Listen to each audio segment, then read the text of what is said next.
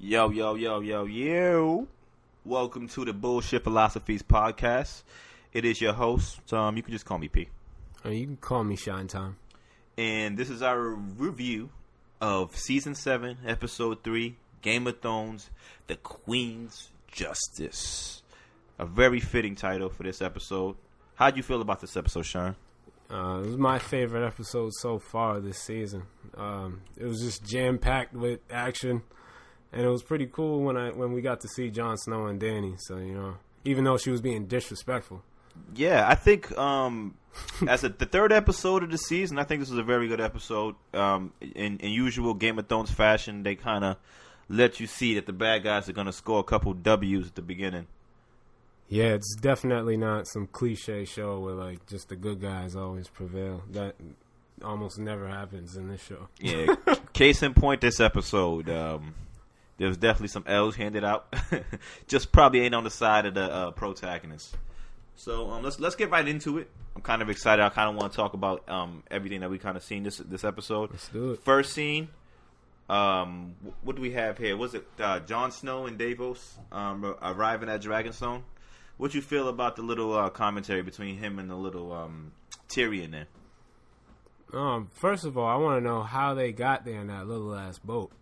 But anyway, the dialogue with him and Tyrion was pretty interesting because you can still see that Tyrion has that admiration for Jon Snow and that respect. So I'm wondering if he's going to be that piece that he needs to really bridge him over to Daenerys. And I think at this point in time, he'll be able to really talk for Jon. Because Jon, it's like he's not kneeling at this point in time for Dany. So, you know what I mean? I think, Tyrion is and him have a great dynamic at this point. And he's going to be crucial for Jon Snow. And I can't wait to see next episode because he must, have to call a meeting with Dany or something. Yeah, I think Tyrion plays a very integral part in the actual story of Game of Thrones. I think him being that sort of I guess mediator between Jon and Daenerys is very important. And I think just the simple fact that he actually has experience with dealing with both of them.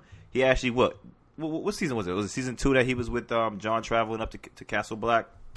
Yeah, I believe so. Yeah, so he actually has built a rapport with both sides. So I think him being there is definitely going to be beneficial to both parties. And I think negotiating, because Dany already has her views and she's kind of stubborn on how way she looks at things, and Jon's just on his own King of the North persona. So it's gonna Tyrion, I think, is gonna be he's gonna be very important to kind of bridging those two together and kind of keeping them I guess as a match. Because it is kind of peculiar when you think about it, because think about it. She's trying to reclaim the 7 kingdoms, right? Yeah.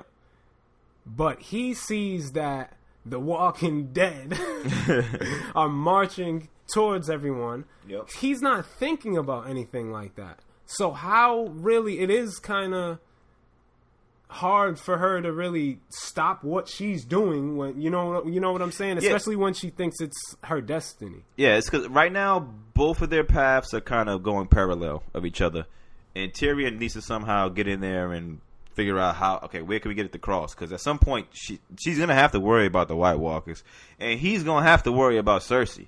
They can't just kind of both ignore each other's issues or ignore each other's goals or what the actual mission for I guess clicking up, so to speak. And I'm on Jon's side. There's no time to fight a war and then fight the White Walkers. Yeah, I'm on the same shit. I don't understand, we can take care of the White Walkers first, or perhaps have some sort of dialogue with Cersei, hey, yo, listen, let's join up and take care of these White Walkers, and then we can do it. And then we can duke it out. But that's definitely not gonna happen. Cersei's is not that type of bitch. But kind of going back to the scene, how did you feel about the skepticism for Jon when he was sitting there, kind of letting them know, yo, listen, I seen these White Walkers, I fought these White Walkers, I fucking killed them. They are a fucking problem, and the Queen Daenerys just she just wasn't budging. I thought she had 3 dragons. So I'm sitting there thinking, how are you a skeptic to anything after having 3 dragons? So, like, at that point, I'm believing in everything. Right? That's like a sun breather telling you not to believe in God. Like, you know what I'm saying? Don't believe in God, dog, but pray to the sun. Right? But it's just like, yeah, I thought that was just foolish of her. Like, she's too hard-body karate right now. And it's weird because I feel like everyone else, she sort of had a proposal when she was going out. Yeah, like she was sort of like the rightful heir out of everybody. But you know what it is? I think she kind of has to put over the, after all she's been through these last couple seasons, I think she just kind of puts on that hardened show. And I guess John, she just put on that hardened show for John, because if she really knew, John is probably the last person she should probably be like that towards. Exactly. But so that shit rubbed me the wrong way as well. I definitely didn't agree with it. So let's go into the next scene. It shows Varys coming through and cutting the meeting short. He informs Daenerys what happens to the Sand Snakes and what also happened to the Greyjoys, that they were either dead or captured, both parties, and that they actually technically lost that little battle. How'd you feel about him just coming in and cutting down that meeting and informing her? Do you think there was a reason for them writing that in there so that Jon and Davos can think of something, or do you think that was just for the point of the story?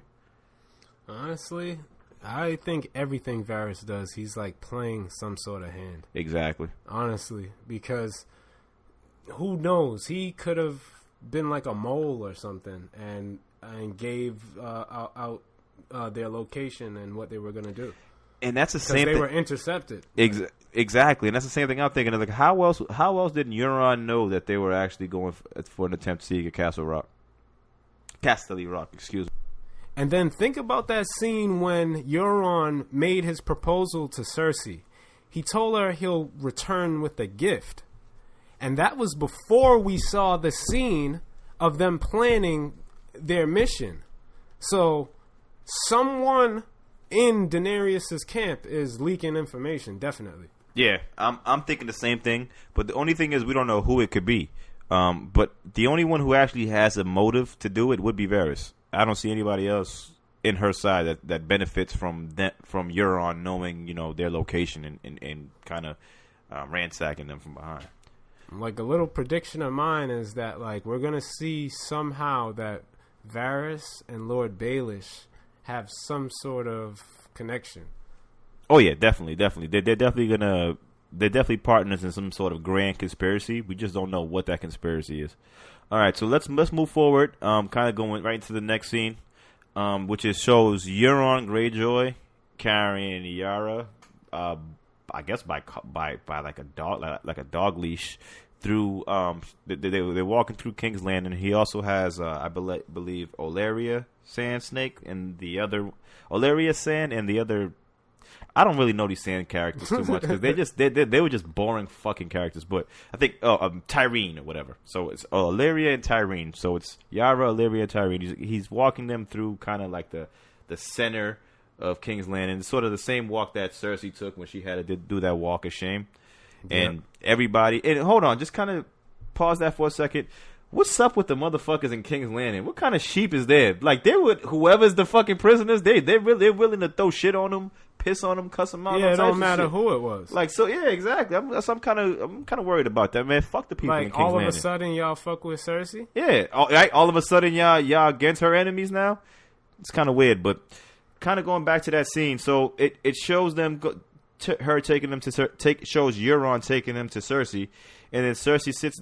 She takes the Sand Snakes, takes them down to that to a little dungeon. She sits there, has a dialogue, tells them that, you know, she's pissed off about what they did to her daughter Marcella, and that she's going to be forced to watch her daughter die from poison because Cersei ended up poisoning the little girl.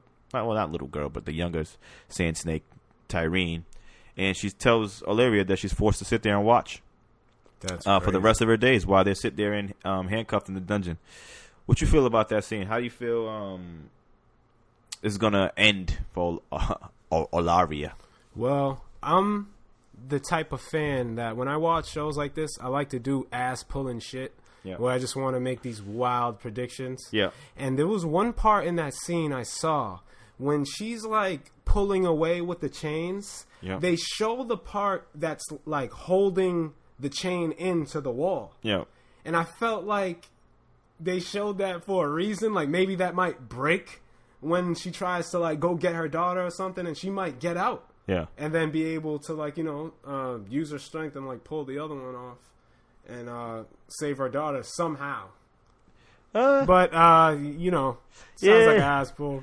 It could potentially be that. I don't really 99% sure it might be, but shit. But hey, who that would knows? be hot. Yeah, that would be interesting. But either way, I mean, say they was to break out the chain, where the fuck they gonna go? I think there's a they had somebody stand on guard, and Cersei also made it a point that they have guards come in and switch the torches every couple hours, so that she sits there and able to watch her fucking daughter rot away. I guess. Oh, shit. My thoughts on that scene is I feel like, how the fuck does this bitch Cersei still have the fucking, like, how does she still have power? How is she able to constantly be in these positions, being able to deal out punishment after all she's been through, knowing that all the everything that's written in the prophecy?